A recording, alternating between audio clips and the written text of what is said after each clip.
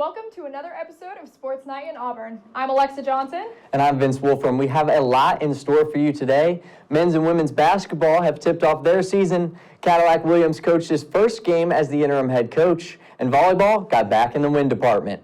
It's basketball season on the Plains. Bruce Pearl and company began their season Monday night when they hosted George Mason in the season opener. Here's Eagle Eye's Eli Lingo on the game. A jam-packed Auburn arena on a Monday night. Yeah, basketball season is back. The Auburn Tigers kicked off their 2022-2023 season against the George Mason Patriots.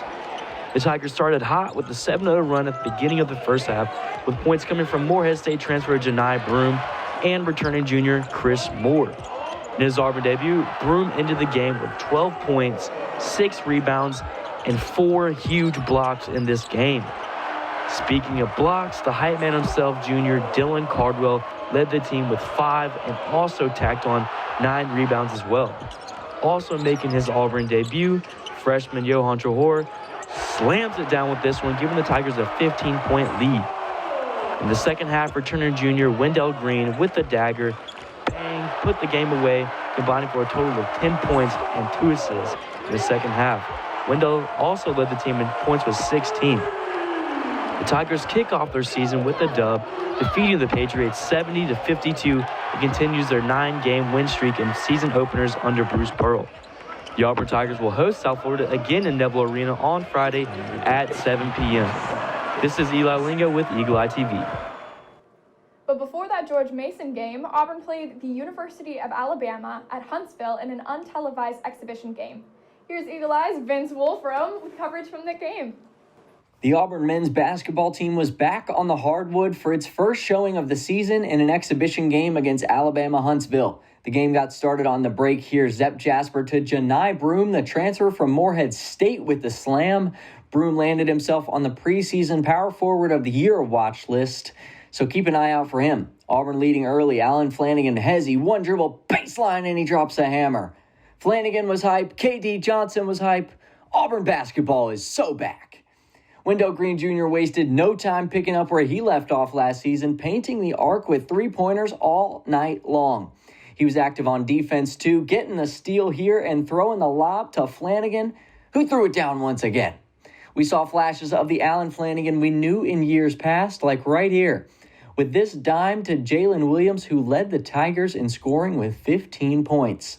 A strong outing from the newcomers, too. 5-star big man Johan Trahor played a big part on both sides of the floor, managing the blocks and leading the full-court press. Freshman guard Trey Donaldson had a strong day as well, scoring 10 points, adding 7 rebounds, and that jam right there.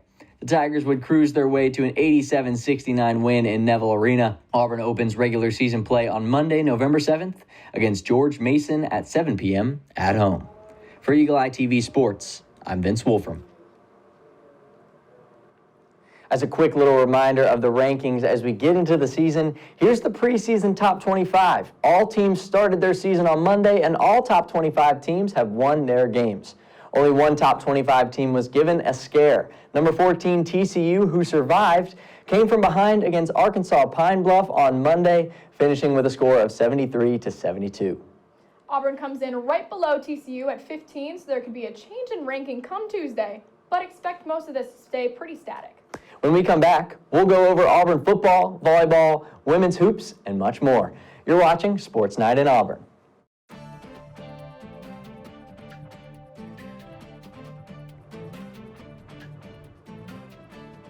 Welcome back to Sports Night in Auburn. This weekend, football traveled to Starkville to take on Mike Leach and the Air Raid offense in interim head coach Cadillac Williams' first game at the helm of the Tigers. It is safe to say Coach Lack made his mark in his first game as interim head coach, as the Tigers showed some real hope for the first time in weeks. Man, despite a 39-33 loss in overtime, Auburn overcame a 21-point deficit in the second half. They held the Bulldogs scoreless in the third and took the lead twice in the fourth, proving that they used the halftime break to make some legit adjustments. The run game was dominant. Robbie Ashford rushed for 108 yards and 2 touchdowns. Tank Bigsby raced down the field for a 41-yard touchdown, and Jarquez Hunter added a 7-yard score of his own. The Tigers come home this weekend to play a struggling Texas A&M team. Auburn is favored against the Aggies, the first time an Auburn team has been the favorite since September 10th when the Tigers took on San Jose State. Each team has lost their last 5 straight games, so it'll be a battle to get out of the loss column. The game will kick off at 6:30 under the lights in front of a sold-out crowd at Jordan-Hare Stadium. The game will be broadcast on ESPN2. Speaking of Texas A&M, the Auburn volleyball team swept the Aggies in a 2-game series, both matches ending 3-1. Saturday's win marks the first win over A&M on the Plains since 2013. Junior setter Jackie Barrett was the leading force in this match, recording her second double-double of the season with 44 assists and 10 digs. She's awesome. Sunday's match was nothing short of dramatic. Tiger fans were on the edge of their seats in the 4th set, but the orange and blue took the match, winning the set 33-31. Auburn improves to 20-5, the first 20-win season since 2010. In other volleyball news, Kendall Kemp earned her second SEC Freshman of the Week award following the Texas A&M series. Kemp stands 9th in the blocks in the country, first among freshmen. Women's basketball started their season Tuesday night inside Neville Arena. The team defeated Sam Houston 90-76 in the season opener. 4 different Tigers recorded double-digit points. Aisha Colin led the team with 24 points. The junior recorded a double-double on the night, also adding 10 rebounds. Honesty Scott Grayson and Sanaya Wells each had 12 points on the night, and the final player with a double-digit game was freshman Sydney Shaw. Fellow freshman Caitlin Duhan had 9 points and 8 rebounds, while Carissa Richardson added 7 rebounds in her collegiate debut. Off to a good start, but perhaps the coolest moment from that night was when students sang head coach Johnny Harris happy birthday during the 4th quarter. How sweet.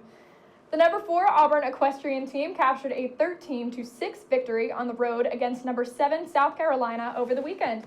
The 2 Tigers earned a Most Outstanding Performer award, with Olivia Tordoff taking home the award in horsemanship and Ava Stearns coming away with the award in fences. Auburn returns home to host the current number 2 team in the country, Texas A&M. The 2 teams will face off at 3 p.m. on November 11th. Doesn't get much better than that. The Auburn's men's tennis team finished out their fall season this week at the Florida Fall Invite in Gainesville, Florida. Raul Dobai won a pair of singles matches over the weekend, while Josh Rabb and Spencer Gray each tallied 1 win on the weekend. The team will be back on January 15th to kick off their spring season when they host Michigan State.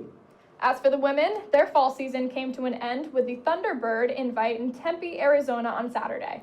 Caitlin Carnicella, Adeline Flatch, and Anastasia Askava swept singles play against California on Saturday before the duo of Flatch and Carnicella defeated the Cal duo to allow Auburn to go 4-0 against Cal. Look at them go. Yeah. The women's spring schedule has not yet been announced. When we come back, we'll talk about Auburn in the NFL and the NBA. You're watching Sports Night in Auburn.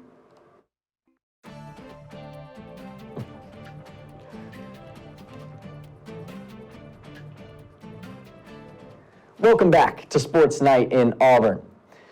Auburn continues to make a claim as the new DBU as Auburn corners continue to shine in the NFL. Rookie Roger McCreary came down with his first NFL pick in front of the nation on primetime Sunday Night Football. The pick came against MVP candidate Patrick Mahomes. McCreary also came away with 8 tackles and a pass breakup. McCreary wasn't the only former Tiger to get a pick this weekend. Patriots corner Jonathan Jones intercepted a ball and returned it for 6 against the Colts. He forced another turnover in the form of a blocked punt. Jones is currently the 9th-ranked corner by PFF. Everybody making a difference. And finally, a familiar face, Carlton Davis, recorded 6 tackles, including an important tackle for loss in the 4th quarter. Between Davis and Jamel Dean, the Bucks held the explosive Rams offense to just 13 points in the 16-13 victory. Walker Kessler continues to be the most successful Auburn player in the NBA. The big man shot 76% from over the field for the 4 games with the Jazz this week. The rookie had 6 blocks, including 1 against 8-time All-Star Anthony Davis. Can't score on this guy. Chuma Okeke scored a season-high 16 points in a win against the Golden State Warriors on Thursday. Okeke scored his 1,000th NBA point in that game.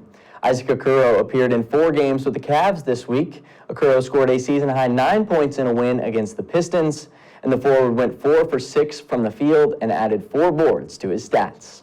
Jabari Smith continues to struggle from the field. The rookie shot 2 for 14 for 5 points over 2 games with the Rockets this week. JT Thor played in a season-high 26 minutes for the Hornets on Thursday when they took on the Memphis Grizzlies. Thor ended the game with 11 points, 5 rebounds, 2 assists, and a steal. Everybody making a difference. That's what we like to see. And for more information on Auburn athletics, be sure to check out our website at eagleeyeauburn.com and stay up to date on all things Auburn sports on our Twitter at EETV_sports. I'm Vince Wolfram. And I'm Alexa Johnson. Thank you so much for watching. Good night, and War Eagle.